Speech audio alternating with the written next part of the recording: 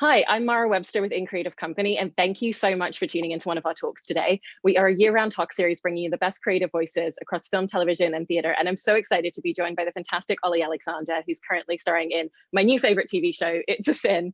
And the first thing I wanted to ask you was a little bit about the research that you found most useful, because there's a lot of films and documentaries that have covered this subject matter, but not really specifically in London.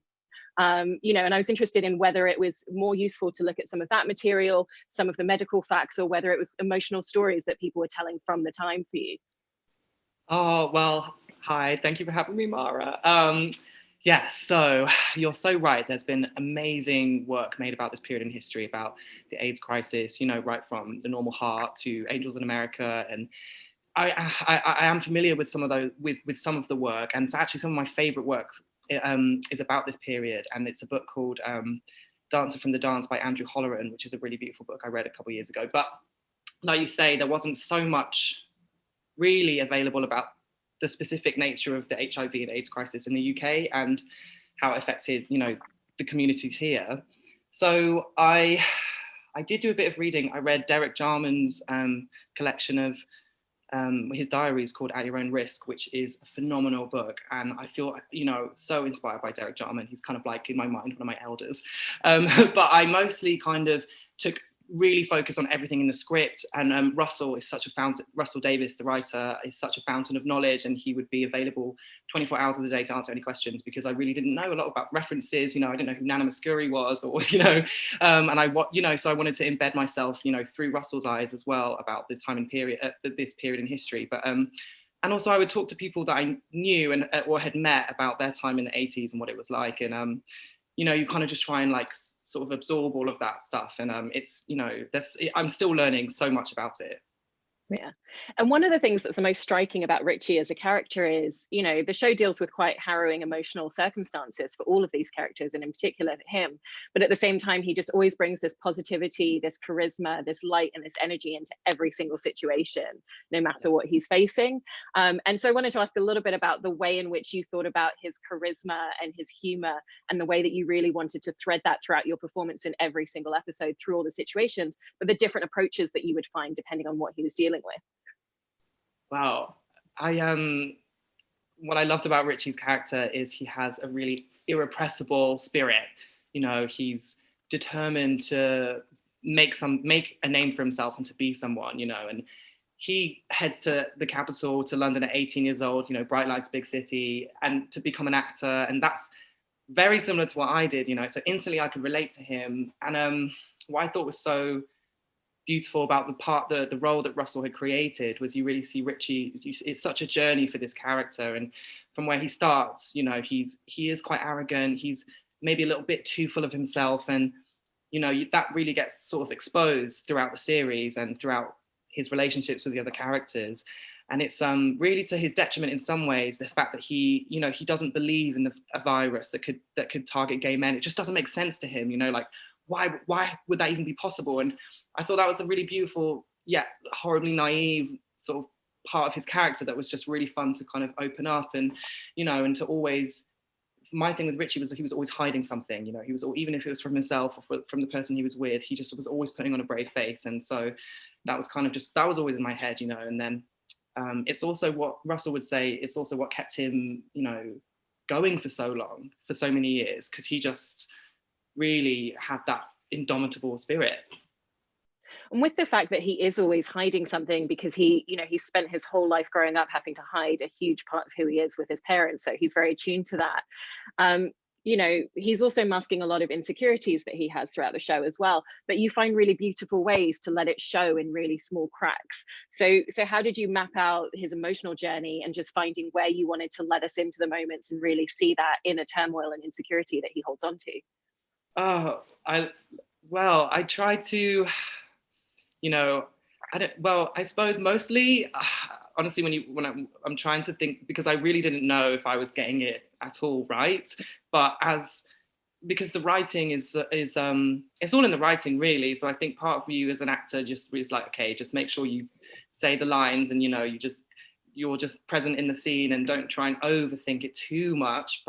And I know that just like even though I'm similar to Richie, I'm also Olly, and I have like a lot of my own vulnerabilities like that would probably like show through, despite the fact that I would be trying to hide it as Richie. So I was thinking all these things. I had a completely kind of like, I can't tell you what a sort of an interesting experience it was to think in that way. But I think, yeah, I just sort of tried to let it happen, I guess, when it needed to be in the story, and not sort of overthink it, if that makes sense. It absolutely does, yeah. And he's also a character who just has so much heart to him. You know, even when we see him in the hospital, and his first thing is to make sure that his friends are still having a good time, and he's really thinking about, you know, how they're feeling in the situation over himself a lot of the time. Did you think about that in a lot of your scene interactions, particularly with the rest of the cast who are in the Pink Palace, just in terms of how you thought he would interact with them throughout the day? Yeah, I think one of the things I thought about Richie is that he loves his friends so much. He really, really, really relies on them. They're his family, you know. He often doesn't really treat them with the kind of gratitude they deserve or the respect they deserve. He kind of teases them a lot, and he likes to sort of rib them and kind of put them, he likes to sort of, you know, tease them like that. And but you really see how much he cares for them in it, you know, in the later episodes in the show, and how much he loves them in it. And I think you know, we had become such a close knit group on set, and you know, actually doing those scenes, you know, in the ward in the hospital, and they were so emotional for us all. So it was sort of like we really cherished the experience, because it felt, you know, it was really like what a privilege to tell these parts of the story. But and also like just grateful that we had each other to kind of rely on. And then it's sort of, you know, I sort of see the story of the show about being about friendship, you know, and about, you know, those kind of moments of being together with the people you love, despite, you know, this huge just backdrop of pain and fear. It is, and it also beautifully explores the idea of a family that you create for yourself. And, you know, he's still close to his family, but he can't really fully let them in the way that he wants to be able to. And so I thought it was interesting, not only the relationship that you formed in that way with all of his housemates, but also even Jill's parents, who come around and are very open and fully aware of everything that's going on there. And so just wanted to ask about the way that you really specifically thought about the unique aspects of what that would be, because it's a family to him. Yeah, that's completely right. I think, you know, family, parents, biological and chosen family members is a huge part of the show. And for Richie, he's never able to fully be himself with his family, not really until it's too kind of late. And but he loves them, and he has a really difficult relationship with his mum and his dad and his sister. But they do love him, you know, and you see that, but you see how difficult it is for people to bridge gaps sometimes, and how, you know, there's just lack of understanding between them. And Richie really latches onto Jill and Jill's family, and that makes him feel safe, you know, that makes him feel good, but it also stops him in some ways from leaving that safety. And I think you see kind of how complicated those dynamics are when they get played out, you know, your family dynamics for someone as you're growing up, especially when you're gay and you leave home and you're not comfortable telling them who you are. And so that's I think lots and lots of people relate to that.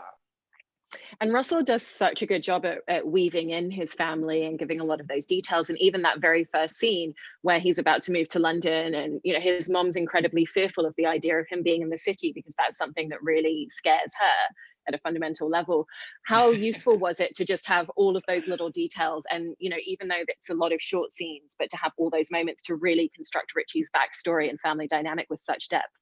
Oh my gosh. I mean, what a gift. I don't know, as an actor, I mean, the whole role is completely a gift, you know. I mean, it's incredible. But those early scenes, you know, it's also, I'm a little bit older than Richie is at that time, so you know, I just have this bouffant on, some really nice makeup, and you know, Richie's really trying out his kind of like charm and his style, but he's not quite there yet. You know, the very first scene of the whole series, he's just waffling about something really, really boring.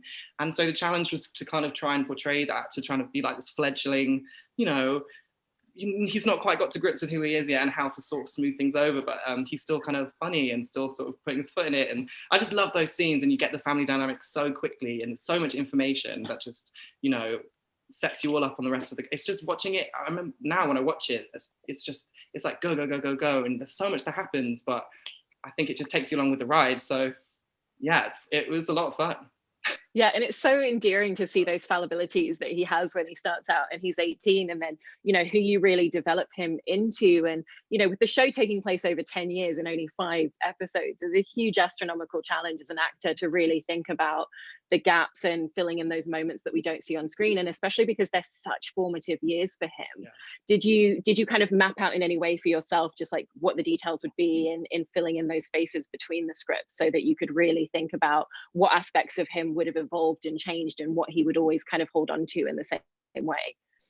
For sure. That was honestly the biggest the biggest challenge really with doing the show, because we shot all the episodes kind of all together. So you know, some days in the morning I would be 18 years old with my hair slicked back, and then and by the afternoon just sticking in hair pieces, and I'd be 26 and I'd be shagging another person. I don't know. It was just like, it was a real, okay, so I would have these kind of like major kind of like broad stroke notes. So I'd be like, okay, episode 1, Richie, like young, innocent, like, and it was kind of just like, it was like, I was thinking about it with my like eyes. I was like, okay, just like young, innocent, like open eyes to the world. And then episode 2, Richie's like, oh, he's getting confident and sexy. It's like sexy Richie. Episode 3 is sort of like, things are about to, you know, it's a little bit of anxiety there, but he's still kind of in denial. And then episode 4, there's so much that happens between 3 and 4, like their friendship group completely changes. One of their friends dies. 2 of their friends have died at this point. Lots of their friends are dying. And it's like, okay, how do you make that jump? And then obviously everybody in the team, everyone else in the crew and the team are working so hard and doing it for you, changing the makeup in subtle ways, the costumes, the hair, everything's passed in time. And I just think, you know, as an actor, it was just fun to kind of go, okay, so now, all right, so now this is like, I've got the more the weight of the world on my shoulders, but I'm still trying to hide that. And this scene just snaps along at such a pace. You've just got to say the lines and get through it. And it was such a fun shoot in that way too. It was challenging because it was quick, but it was fun. Yeah. Well, with that weight of the world that you talk about, you know, the loss of friends that he's experiencing throughout the show, I think one of the things that, you know, clearly comes from Russell's writing is that each of them affects him very differently. And there's almost a different type of grief with each of them. Did you find that was just naturally in the scripts and you were able to really understand the different grief and effect that each person that he lost was having on him? Or did you kind of also just emotionally construct different ideas of how you thought he would respond to those? Well, I kept thinking Richie's dealing in a lot. Like I said before, he's hiding a lot, and so there's a lot of denial. And he really, you know, when Gregory disappears in episode 2, Richie's kind of not bothered. By episode 3, Colin's dying, and Richie actually has to take this seriously now. It's too close now. But even then, he doesn't really want. He's not even that nice to. He's sort of nice to. He is nice to Colin in the end, as Colin's dying. And you know, it's sort of like this encroaching kind of build up. And for me, the moment that was sort of his release comes in episode 5, where he kind of like reunites with his mum, and he's told him everything about her, everything about sexuality, and he just breaks down and asks to be, and she says, I'm going to take you home, and he just loses it. And I can't tell you, like, even thinking about it now makes me emotional, because it was the easiest thing to do on set, because I was just so kind of, you know, charted that journey. And Keely Hawes is an amazing actress. And by that point, you know, we'd already had this relationship, and just reading the script would make me cry. So like doing it, actually filming it was like, but then it was like, I felt that was the right for Richie to be able to like let some of that out now, because I don't think he ever really gets to process it fully or understand it fully, really, until the very, very, very, very end. Yeah. I also wanted to talk about your relationship with Lydia West, who plays Jill in the series, because the two of you have such an incredible dynamic on screen, and the friendship that you've crafted is so special and beautiful to watch. And I know that the two of you actually first met when she was initially rehearsing some of the songs that you performed together in the bar. And so I wanted to ask about the different ways that you really used music and those, you know, very casual, just fun, loose performances that they're giving at the bar as an exploration of character with each other. Yeah, well, it was quite funny, because obviously I'm a singer. My other job is singing. I'm a performer, and Richie's also a performer too. And he's not as good a singer as me, you know. So I had to kind of swallow some pride and then think, okay, Richie can't sound like Olly. So, but but he's doing it because he's not bad at singing, and he's like good at putting on a show. And him and Jill, as soon as I met Lydia, it was like we instantly clicked, and we met, like you say, rehearsing one of the songs. So we just completely brought our friendship to just the stage as Baxter and Tozer in the show. And it was so fun to do, because they're so happy at that point in their lives. You know, it's just before all the kind of, before this virus really starts to take over all of their lives. So it was just so fun to just be really, really free. And, you know, we, just to really, and it was honestly, our friends are there in the audience clapping along. So, you know, it was just fun to do. And within the scripts, Russell even detailed out what a lot of the song cues were going to be. So you had such an idea of what the overall atmosphere and environment and feel of the show was going to be just from reading those first few scripts. So how did you take those music cues and really use that as a portal into the overall world that Russell was creating with the show? Gosh, well, in different ways. One specific way is there's a montage scene where my character has sex with a lot of different men, and it's kind of this triumphant montage set to Hooked on Classics.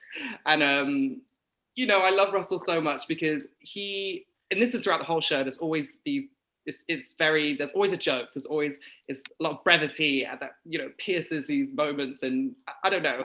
And but Hooked on Classics specifically, I was playing during all the when we shot all those scenes, because it kind of needed to be, really, if it was going to be in time. But also, I don't know, I just thought it was such a brilliant choice for that whole scene. It really kind of put you in the midst of this kind of like clash of music that's being kind of rushed out onto the dance floor, and that being like the space where Richie finds himself. And, you know, for me personally, you know, my early 20s, I was out all the time, and club music and dance music was super important for me in finding out my identity. So getting to listen to this music again and imagining like, oh my gosh, what would it be like to hear that song for the first time? Because you might not hear it again for months, you know, you don't have it just available to stream. So you really cherish the music, it's everything to you. So, you know, that scene where Richie goes to heaven and he's like in his element with all the laser beams, it's just, that was like, he's a king at that moment, and the music is just adding to this like symphony. So yeah, it was fun. I love it so much.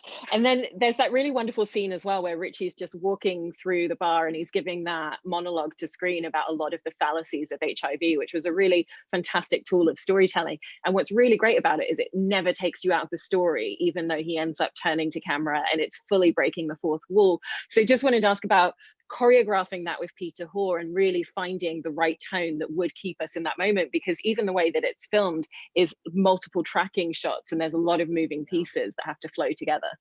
Yeah, well, it was I remember being completely mad shooting all those scenes.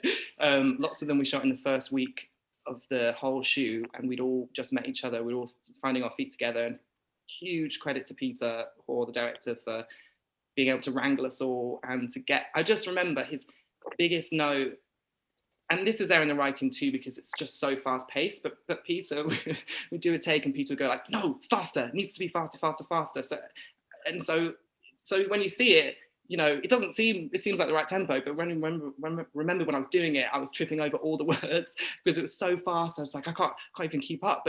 And then it would be, okay, next scene, remember the speed, this is how fast, this is the energy it needs to be. And then it kind of tips over into this sort of quite theatrical performance. It's like quite elevated, but because it needs to be, it's sort of, you know, that's what it needs in that moment.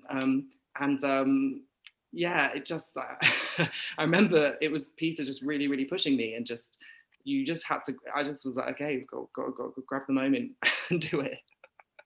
Was that the same with a lot of the pacing that Peter wanted in a number of other scenes as well? Because there is a really quick pacing and just such a sense of energy in a lot of the moments, particularly when we are in the Pink Palace.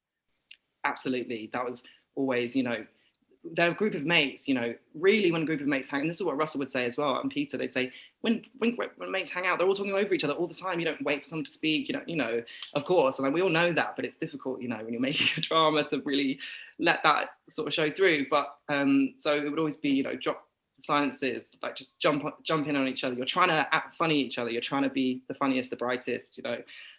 So that was always, yeah, in our minds. And you were mentioning just a moment ago some of the scenes where he's hooking up with a bunch of people, which happens throughout the series, and I thought they're so well done because each of them tell us a different aspect of his character and give more layering to him. So they're all very intentional.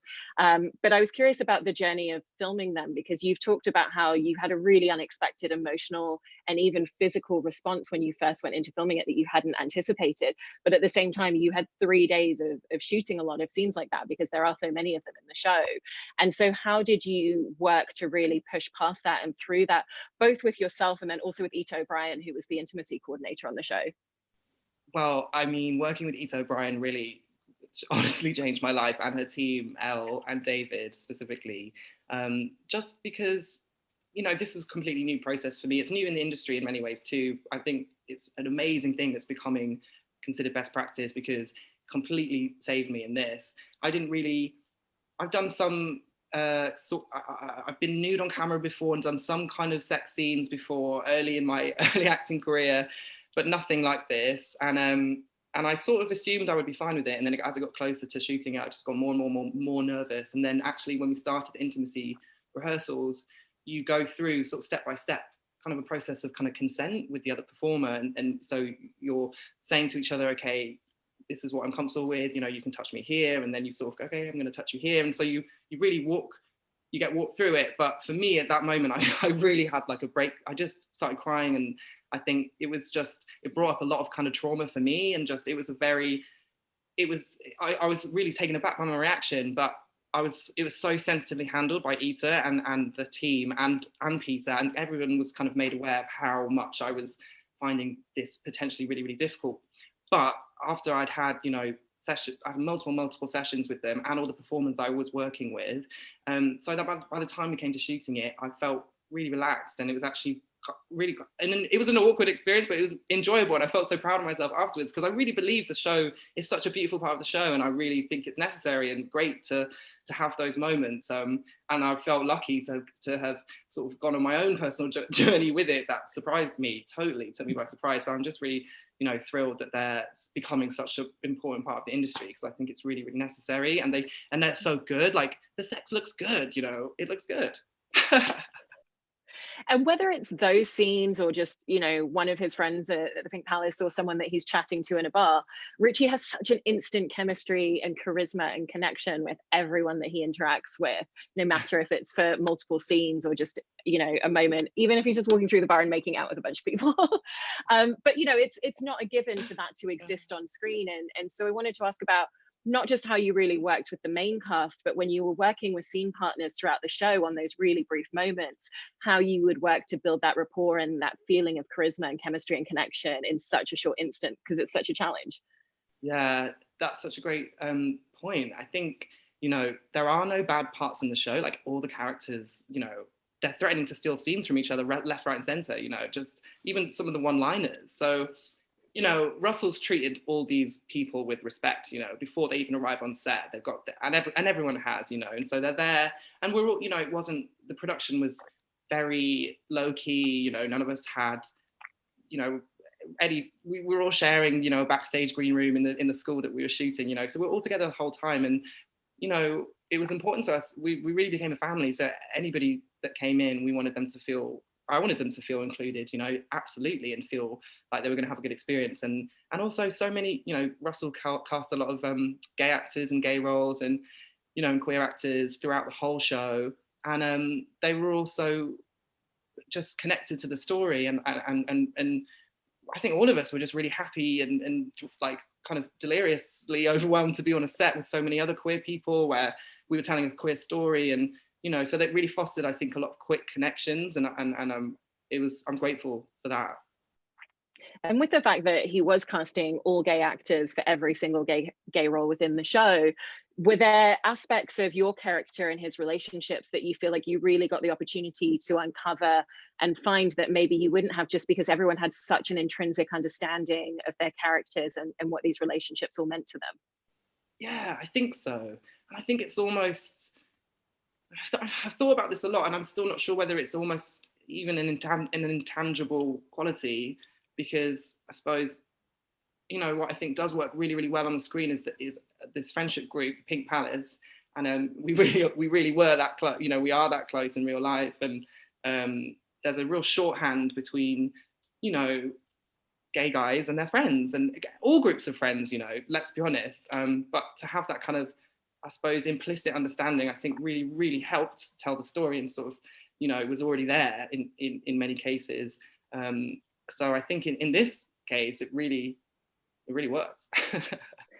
And you've talked about, as a teenager, watching Queer as Folk, which was, you know, one of Russell's seminal pieces, and just what that really meant to you, and the connection that had, and the impact that had on your life. So were you thinking throughout the making of the show about, you know, the character beyond what you were doing on screen, and just that impact that has the opportunity to have on audiences who are now getting the chance to watch this growing up? Completely. I mean, right from just meeting, you know, when I first had an email from my agent saying, oh, Russell's looking to meet people for this new show, here's what it's about, here's the plot line. And, you know, I couldn't believe my eyes. You know, I jumped at the chance to work with Russell. And then when I read the show, and I was so moved by it, and then I couldn't believe how brilliant this character is. But also, you know, I think to be able to be a part of this it really is so special. And I just feel so lucky and proud. You know, I couldn't be prouder to have been involved. And I'm just, yeah, I thank my lucky stars, really, honestly. And also, when I met Russell, because Russell had just made a show called Years and Years, and so I already felt kind of connected to Russell, you know, obviously as this kid watching Queer as Folk. And then, you know, he made a show called Years and Years, and obviously my band is called Years and Years. So when I met him, you know, and then he offers me a part in this, it just felt like a poetic something. So yeah, very good. The show is just so incredible, and your performance in it is really phenomenal. So congratulations, and thank you so much for chatting with us all this afternoon. Oh, it's been a pleasure. Thank you so much for having me, and thank you.